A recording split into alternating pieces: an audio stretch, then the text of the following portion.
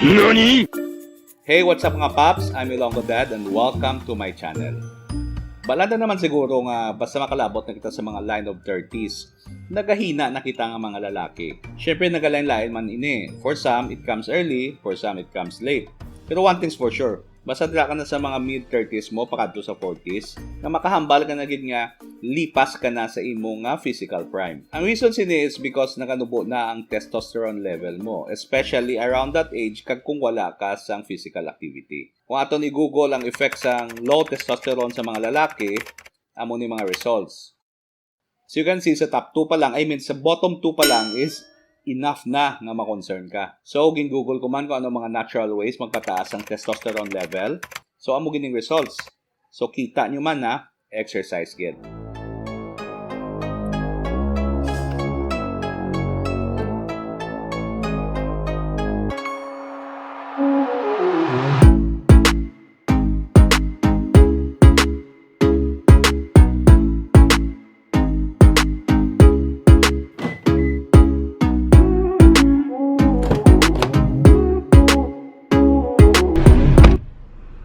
Okay, so siguro pareho ka man sa akon ng tatay man kag may career nga nagapasako sa imo. Subong ang pamangkot, masalot mo pa bala ang mga exercises or mga workouts sa imong busy nga schedule. Ang mambal ko da is yes, na masalot mo pa na kag dapat lang gidman isalot ang exercise sa aton nga daily routine. Of course, may ara iban nga mga adlaw nga pwerte gid kasako nga hindi ka exercise, pero normally, masalot mo gida. A good 30 minutes to 1 hour nga regular exercise every day or siguro bisan 3 to 4 times a week lang. Good enough na ina.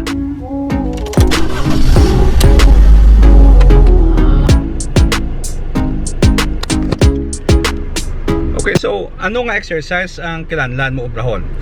Ang ako ma-recommend is ang klase sang exercise nga nagahatag sa imo sang enjoyment. So whether it's swimming, basketball, lagan, basta nagapa-enjoy sa imo, amo nang obrahon mo.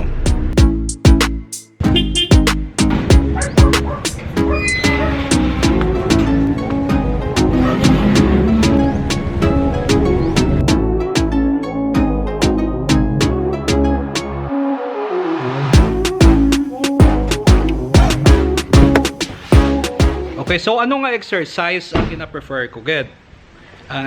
Ako gina-prefer ang exercise is ang boxing kag Muay Thai nga workout. So kung dugay ka na nag-follow sa akon nga channel, sigurado ko balaan mo na nga mo giniyang hilig ko nga mga exercises or workout.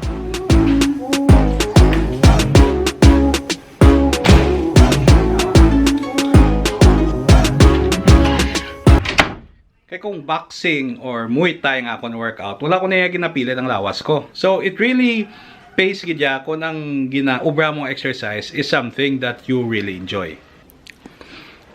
Okay, nga boxing kag Muay Thai workouts gid ang gina-prefer ko.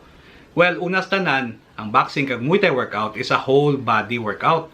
Tanan nga pati sang lawas mo, gina-exercise mo. Kadua, nagapa-improve inis ang cardiovascular fitness mo. So, every time nga mag-boxing ka, nag-improve gid ang imo hangin, no? Kag eventually, kondisyon ng imo cardiovascular. Ikatatlo, ang boxing or Muay Thai workout, nagapakusog sa imo, nagapa-develop sang imo nga strength. Kay syempre sa sige-sige mo nga training kag workout, ginagamit mo gid ang puwersa mo para makasumbag ka or makasipa ka sang tudo. In the long run, nagakusog ka. So, mga paps, pakita ko sa inyo kung what I usually do sa akon nga boxing workouts at home. Mailis lang ako kay para makasugod na ko exercise. Okay, so mga paps, amo ni ang grahe ko diri sa balay. So ang grahe ko nga ni is / exercise place ko.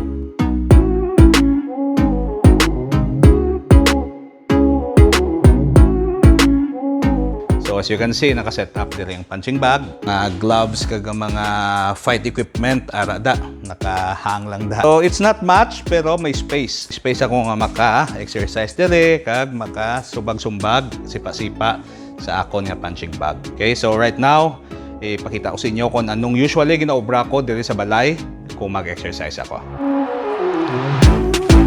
Bilang warm up, punoon ko ang laton nga ni. So, mayari kami din nga daw unique nga bomba, no? So, this is my warm up.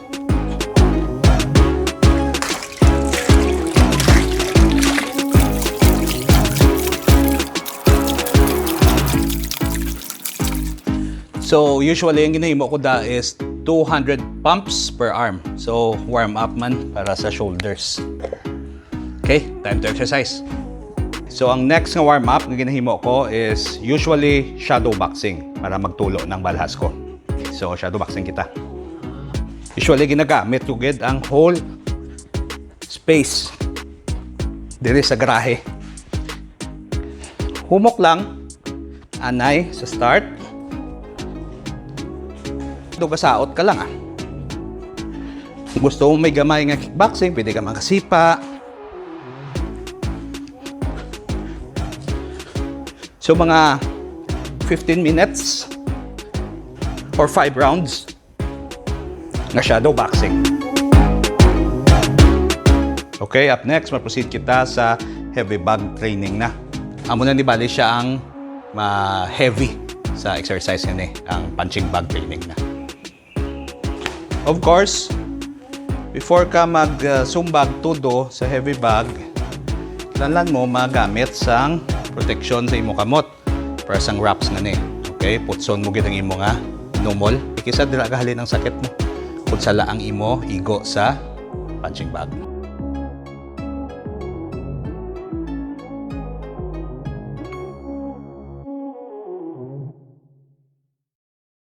Kung mag-boxing workout ako, mas namian ako nga may background nga rock music.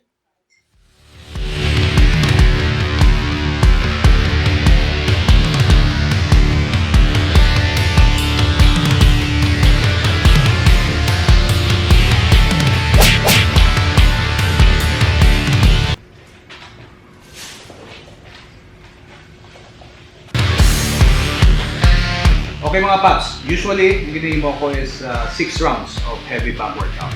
So, suburan na. So, per round is 3 minutes. So, advisable nga sa unang round, humok lang anay, jab lang anay, jab straight. Importante warm up kapag sige lang warm up, walang katapusan. Samtang nagasumbag ka, itiriningon mo ang lawas mo na maginhawa. At nagasumbag mo, i-exhale ka. Press in.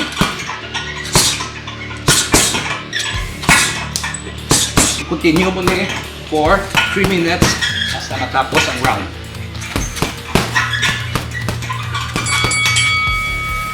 Okay, so every 3 minutes, makapahuway ka for 1 minute.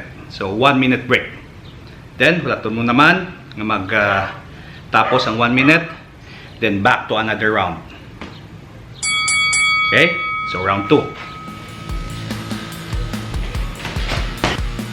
So every round, tugangan mo ang intensity kanimo nga back workout.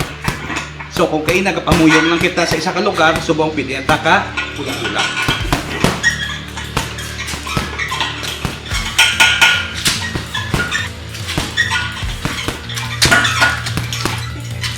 So mas makapoy ini.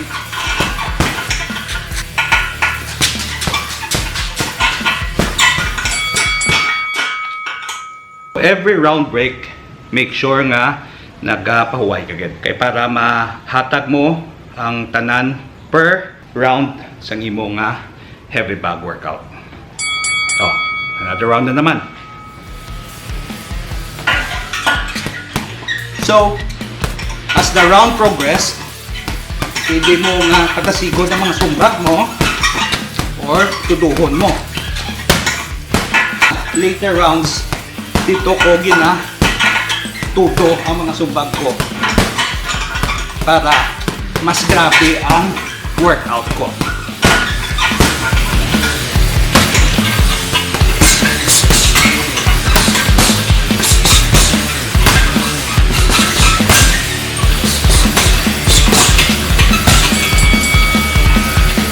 Alright, so amumala na ang basic nga heavy bag workout ni Ilonggo Dad.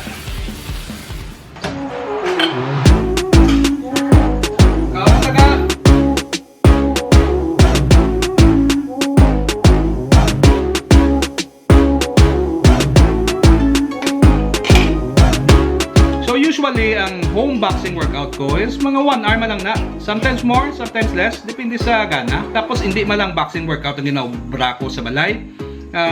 Sometimes naga-calisthenics man ako, naga-push-up, naga-rope pull-ups, naga-squats, kag naga-jump rope. Oo, filmi ako naga-jump rope. Kay cardio man na siya eh. Tapos kung mayo chimpo, kag kung may gana, nagadlagan man ako. Basta naga-home workout ka is kailangan lang gid nga maging creative ka para hindi ka mabore sa imong ginapangubra. Pero kisa, hindi gid maiwasan, nagakadto man ako sa gym para maggamit man sa mga equipments. Pero ang kalabanan gid nga rason nga nagakadto ako sa gym is para magtudlo magyapon boxing sa mga friends ko or mag-sparring. So here's one of my gym days, no? Gid vlog ko. Tanawan nyo. Yeah! Mayong hapon mga kapamilya. Yeah. Mga Ilonggo dads, they're out there. Love it. Alright, so upod ko ang isaman kay Ilonggo Dad. Okay, akong kumpare. Okay. Yes. Si Nel My best friend. Rapiz. My Alright. buddy. Okay. Balas mo, grabe. Na PCR test na siya. Okay, so safe ta. Safe ta na. Correct. Check, yes. Okay. Another session naman sang boxing, no? Correct, check. So gapatudlo sa akong boxing kay damo siya kontra. Gusto niya makabato. So i-train ko siya kag Kaya mo defense. right. So ma-meets kami kag maspar karon. Dapat mong bakal ka mo sini kung mag-practice ka mo boxing. Para yung mga Nga. sumpo in English, must train. Yeah, strain. Sprain. Yeah, sprain. Strain and sprain. Pareho wala na. No, isa man lang nakalip. Tara. Mag-utod na sila. Okay. So, B-rolls na. Alright.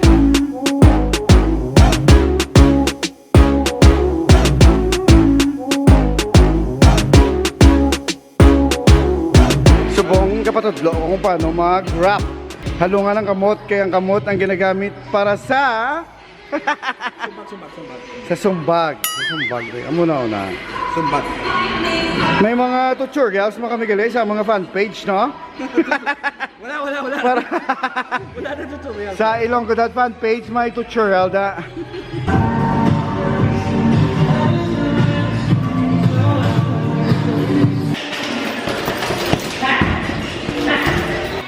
Ano yung backing? Pang warm up lang. Warm up. Yeah, kita nyo? Do fighter ka, no? Yeah. Totoo, no? Yeah. Okay na. Yung gold medalist ko rin, no? Oh, sige. Okay. Way back Oh, then. tama na.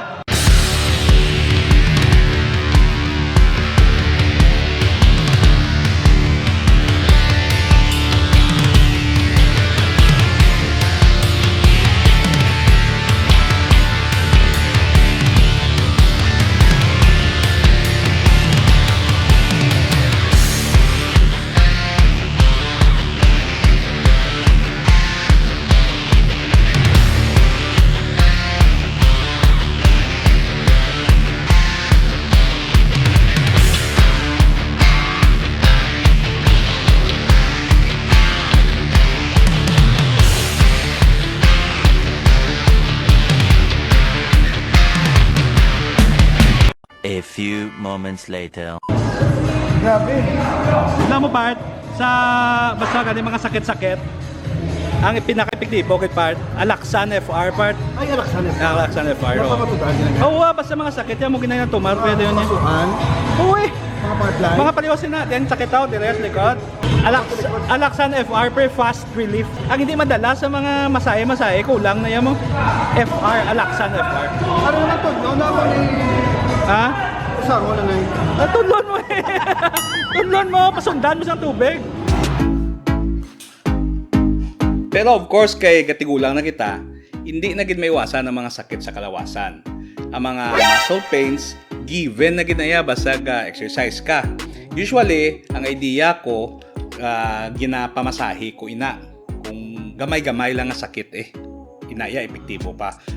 Pero kung tama na gani kasabad or kasakit sang muscle pain, nga daw hindi na ako concentrate sa akon nga ulubrahon, wala na ako kaduwa-duwa, ginaimnan ko na sang ibuprofen plus paracetamol nga Alaxan FR for fast relief from body pains that works in as fast as 15 minutes. Kag especially sa rayuma nga kisagi na batsyag ko na, hindi na naiya madala sa pahid-pahid. Kag sa mga balanyos lang, gina-Alaxan FR ko na. Para isahay lang bala, tapos dayon ang laban. Isang Alaxan, tapos ang laban. Okay mga paps, so I think that's it, no? I hope nakabulig man mga insights ko about aging, exercise, paano i-manage ang exercise, especially kung sako ka, kag paano i-handle ang mga sakit sa kalawasan.